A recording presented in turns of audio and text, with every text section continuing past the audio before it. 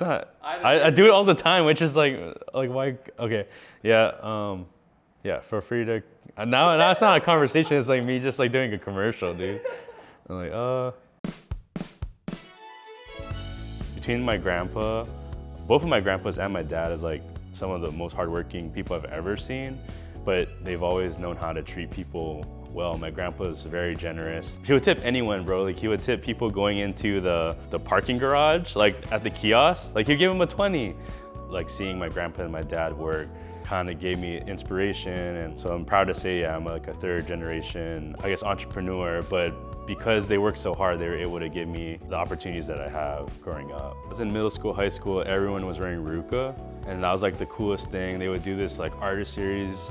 They do all these super sick events. And I guess that was my first inspiration as far as like clothing brand, but I guess like going into college, I never really learned how to design. So it kind of ended up transforming into like collecting or like going shopping at the thrift store. So I was working at Banana Republic. I love like the interaction of meeting people, like customer service. And like my whole thing was like, if I'm gonna do this job for me, rather than just like simply selling clothes or whatever, trying to make someone's day, like positively impact someone's day, makes it a lot more like meaningful. Even the name Harbors Vintage comes from when I was doing an HR internship at the Department of Transportation Harbors division. During those times, like I would just throw on a podcast and then it'd be about like people starting their own business and stuff. I would just kind of sit there and get inspired. So that's like where the first ambition came. On my days off, I would go thrift around the island. They're just grinding, like post stuff on eBay, post stuff on Etsy, but the main thing was like trying to meet people through it. Like that was, I think like when you first start your business, super exciting, because then it's like, oh man, like people care about it, like what?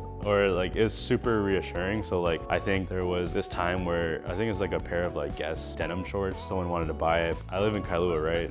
Dude lives in like Kapolei, but I was like, bro, like it's so exciting just to meet someone to drop something off. So I'd be like, oh shoot, yeah, I'll meet you there. And it was like this high schooler, and then we met in the Wendy's parking lot, and then he paid like on quarters, but I was like, hey man, like, but at the time I was like, yeah, like wherever you are, bro, I will meet you. Like I feel like a lot of people would be like, nah, that's not worth it.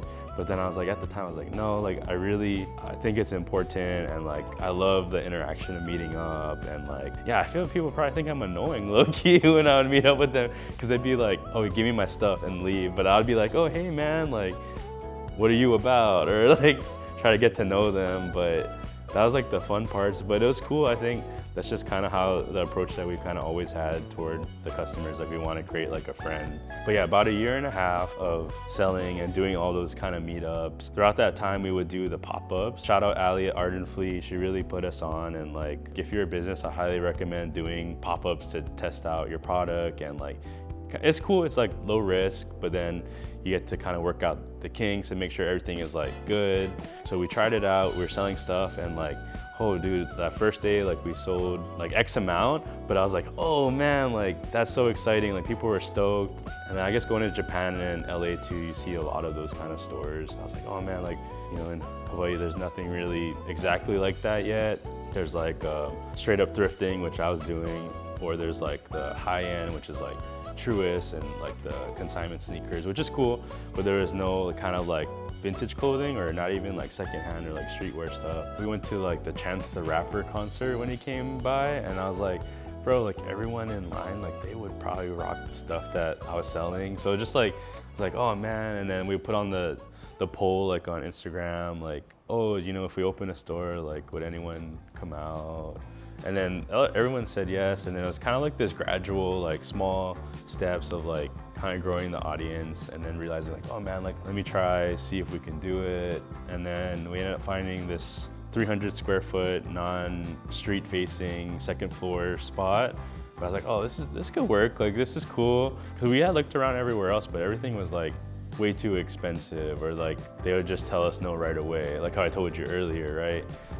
But that, yeah, it was like this old Korean guy named Ted who was my landlord, and he was like super old. I think like the lease itself, he just wrote down like on a piece of paper, and he's like, this is square footage, this is the price you gotta pay per month. Here, sign here. And like that was like the lease. Kamiki was super fun. It was only 8 months, but it felt way longer. I think everything was starting up. It was super exciting. I think I worked a lot harder back then too. Like I had a lot of help too. Like I'm super thankful to all the creatives and like homies that would model and like show love to the store. Even nowadays too, but like back then, I think every single week I would try to shoot for like a photo shoot, and I actually really like it. Like I low-key like, I don't know, it was like such a good time in my life because like every single day was just like kind of like adventure and like just grinding it out. And then yeah, at a certain point I was like, oh man, maybe we should think about moving. So I saw a sign come up and it's like, oh shoot, we might have an opportunity to like try to lease out like this bigger space. And that was always kind of the intent. Like we'll have the store up front and then we can have a place where the community can hang out. It could be artists, musicians, people who are into fashion, like other people who sell vintage, but just a place where they can get together and meet each other, and then try to give other opportunities for businesses. Like we have like racks in store that are like the local vintage sellers and like their whole curation. And then behind me, we have the creative cubes where the local artists can sell their and showcase their artwork. But I've kind of learned that like it's a lot more fun working together with people. You could do it on your own, but then it's just really just your thing. But then if you're able to include people together, it's just like kind of just opens it all up. And like there's so many dope and creative individuals, and maybe sometimes they don't have like a spot to do things, or like to do a concert, or like a place to sell their stuff, or like, yeah, I think that my whole mission with like the market and all these different things is like to give maybe like a slight little step on their way up, because I know they're gonna probably be like successful or popular, or like how it was for me at Art and Fleet when I sold that first time, like that feeling of like, oh man, like the reassurance of someone like liking your business or whatever is like really important. And I think people need to be able to feel that. We want to work with more people, so if you see this, like just hit us up. We would love to work with you in some kind of capacity and like get to know you guys and like kind of just keep growing this scene. We've got to partner with really great people. Shout out Kainalu from Dreams of Future Machines. He's the one that kind of first approached us and was like, hey, like could we do shows in the new spot? And then he's been curating and organizing these great shows with these great bands. And like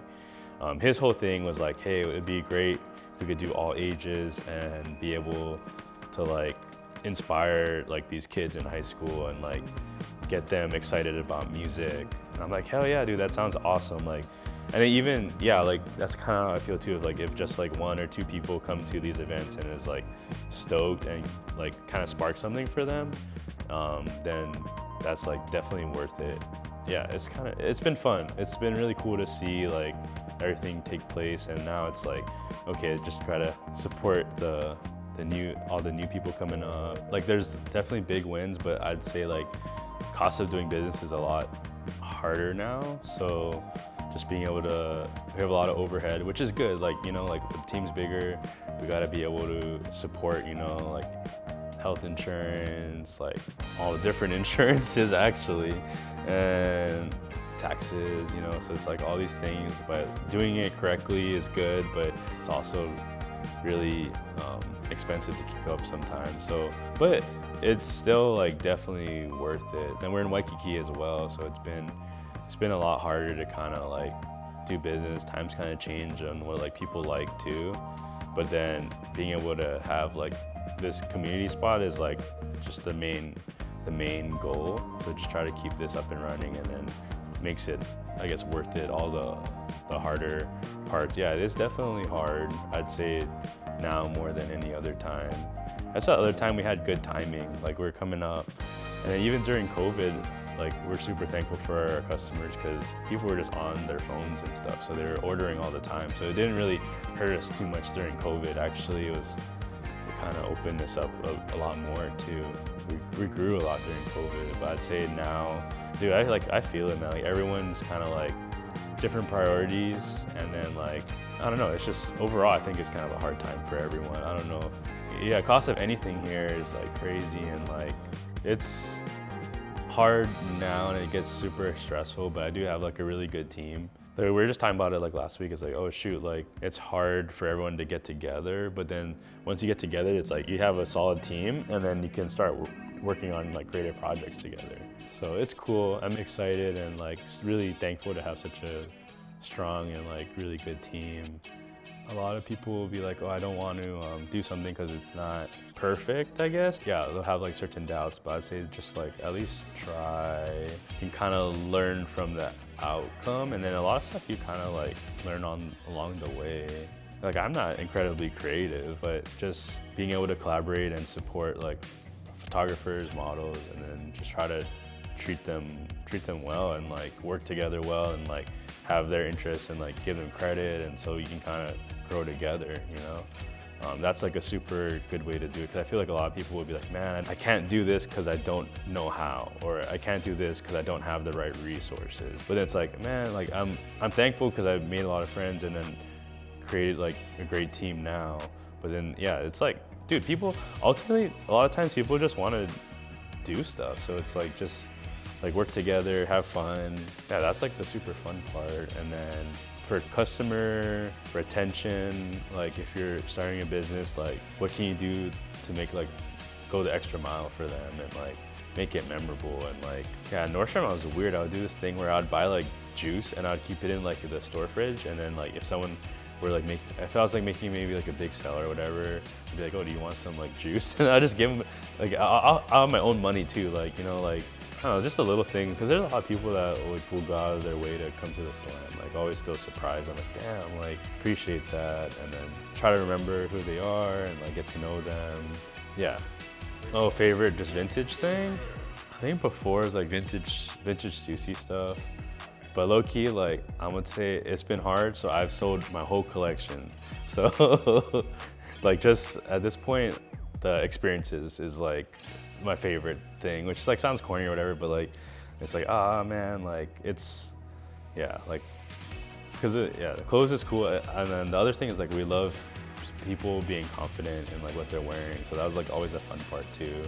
And it didn't matter like who you are, like your background and gender, like we're hoping that something in the store will resonate with you, and then even more so with like the artist cubbies. But nah, I guess now I like wearing my friends' stuff. Yeah, so that's like support the friends' brands and like all the cool stuff that's happening with like local designers and stuff. So, which is weird because I own a vintage store, so I still wear some, but mostly just friend stuff if I can.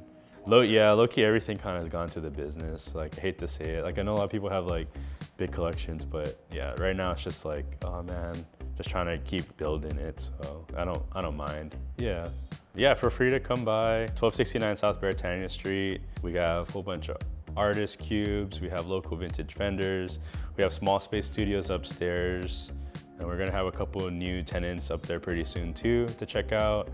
But yeah, hopefully you guys feel welcome to come in and like just hang out. You don't have to buy anything, honestly. Like if you just want to cruise, we got art shows, we got concerts, we're gonna do some workshops soon, small business market. And it's like on a normal weekday, like if you just want to cruise, check out the store, you're more than welcome to. And then, yeah, we also have our Waikiki store. Make sure to check that one out too. And then there's it's pretty good shopping down there. We got the Kith and then the Stussy nearby as well. But if you're into streetwear and that kind of stuff. Hey, bro. Dude, you're a really good interviewer. Oh, thank you, man. Hey, you killed it, bro. How you feel? Bro. Peach, come here.